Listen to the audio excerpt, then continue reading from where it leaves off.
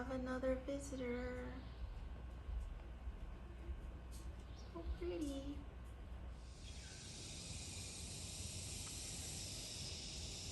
Take a mouse. Oh, take a mouse. Come on. Good morning, beautiful. Where's the owl? In the jungle? No. In the desert? No. In the forest? Yeah.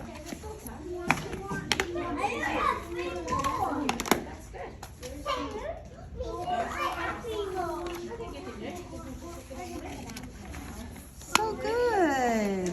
Yay. It's another amazing art show today.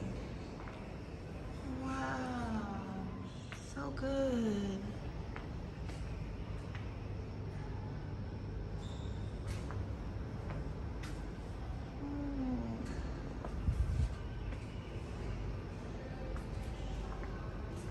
Beautiful. I love it. This can take a while. I hope you don't mind. Nice. Oh, gorgeous.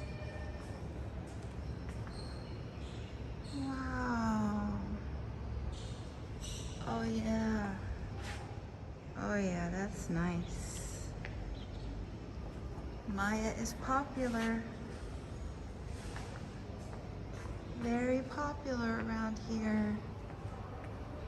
Oh, stunning. That looks like Guatemala. Actually, one of the art teachers is from Mexico. So I bet there is some inspiration here. Wow. Taylor. Wow. Peppa Pig. Oh, we saw the, oh, here's some more. Oh, so good. Oh, I recognize that one. The girl with the pearl earrings. Oh my. Wow. Look at that. Okay, I think that's it. Bye bye art show. Oh, so cool. Wow. Oh. Whoa. Okay, so I'm gonna get interrupted by my students at any moment. There's a couple of them in here studying for student hours, but I have a faculty meeting in 25 minutes and I kind of want to get this done. So 3 more questions and then I'm done with this and I gotta find something else to talk about. This meaning your Q&As, which have been so fabulous. Anyway, Lunacha Books asks, are you learning Chinese? And the answer is no. No, I'm not learning Chinese. When I went to Honduras 30 years ago, I had a solid foundation in Spanish from a couple classes in high school and a couple more in college. And I started taking Spanish in high school because I knew it was very practical. Growing up in Florida, I would use it. And I ended up using Spanish a lot in my life. And my brain was younger and I wasn't studying chemistry. I think if next year I might learn a few words when I'm not studying chemistry anymore. I mean, I sat at my dining room table, hello, for 5 hours last night studying stoichiometry, limiting reagents, and percent yields. So, but I think I have learned everything I need to know for 6th and 7th grade chemistry now. So hallelujah, that monkey is off my back. Anyway, no, not this year. Maybe next year. I can say ni hao, which is hello, shishini, which is thank you, and Sing Yang Kuai Lor, which is Happy New Year. So check with me next year and see if I've learned any more words in Chinese. It's a great language, but my brain is tired because #chemistry. Anyway, next question, Angela 405.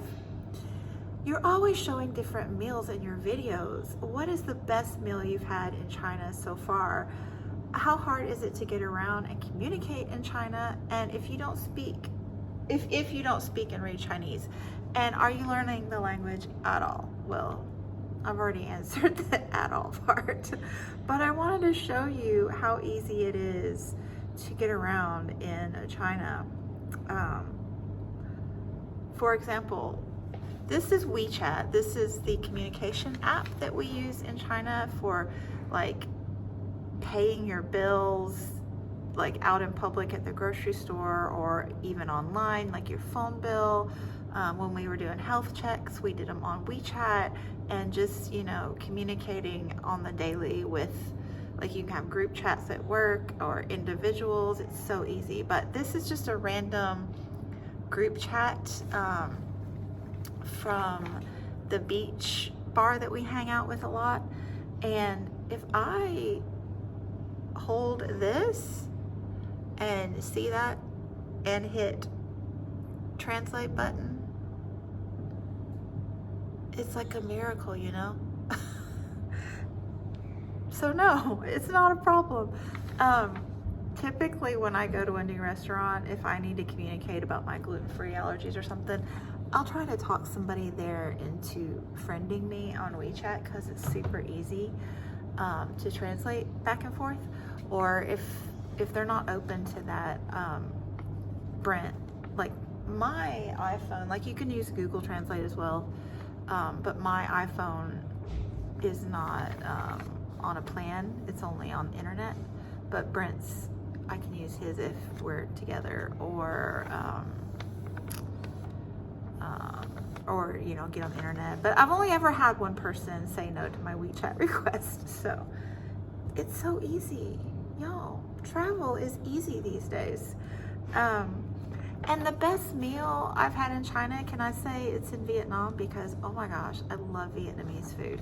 I mean, Chinese food is great. You all see that. But I love, God, what's it called now? Oh, shoot. I can't remember the name of it. But you know the soup, it's like pho, and I know I don't say that right. It's PHO. I apologize. I've never been able to remember how to say that right. But in Vietnam, they use the soup, rice noodles, and they add barbecued beef. They call it barbecue here. It's grilled. The meat on a stick, but they grill it, you know, in the big little grill thing, mesh grills. So it's grilled meat added to the soup, and this huge bowl full of fresh herbs. What do they call that stuff? Anyway, just a huge bowl of fresh herbs and greens, like lettuce greens, different varieties of green leaves, and it's just so good. And then, like, when we were up in the mountains, we got, again, grilled meat, and they served it with a bowl of rice and fresh leaves to wrap it in, and soup. Like, everything is really, really fresh there. They do a lot of fresh foods in Vietnam, which they do here too, but they add a lot more oil and a lot of pre-cooked, whereas, like, I really like raw vegetables more. So, like, and when you put it in the soup, it's just slightly cooked. It's really good. But I also love me some bing fen. You've seen me eat the jello with the toppings. It's so good. Oh, I think they're coming.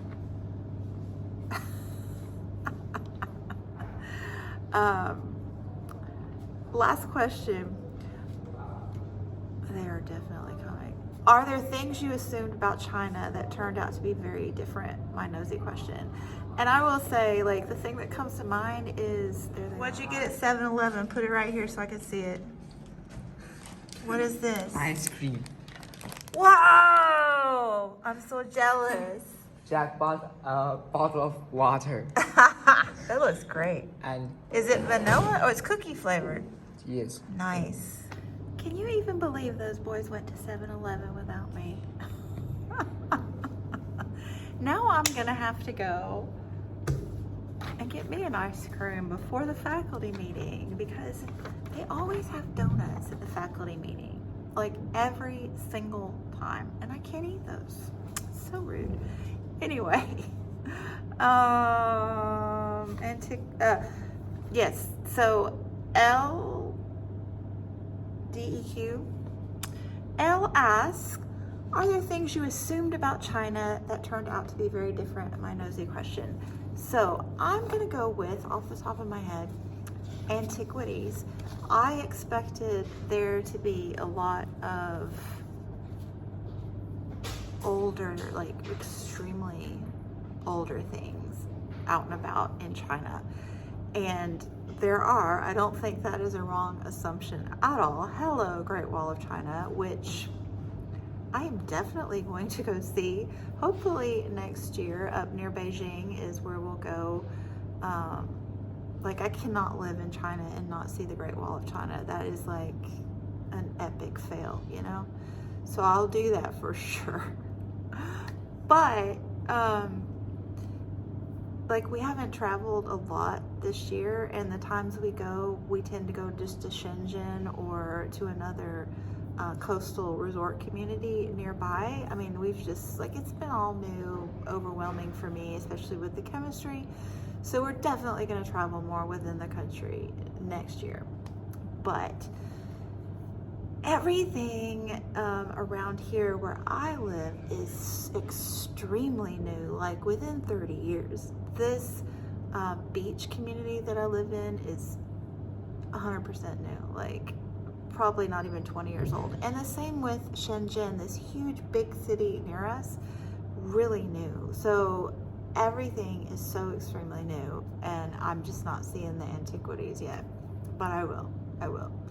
I think there is a little village within Shenzhen somewhere that we need to find and check out. And I think there's a little village up nearby in the mountains that I need to check out. And when we go like exploring within the country further out, we'll definitely see things. Like, again, hashtag Great Wall of China.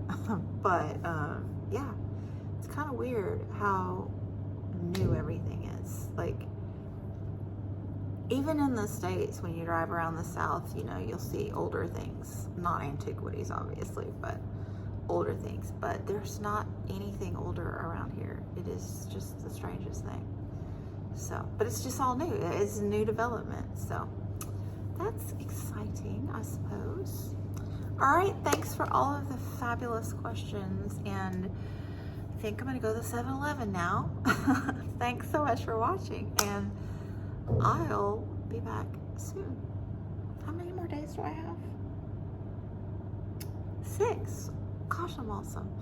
They got their Vitos.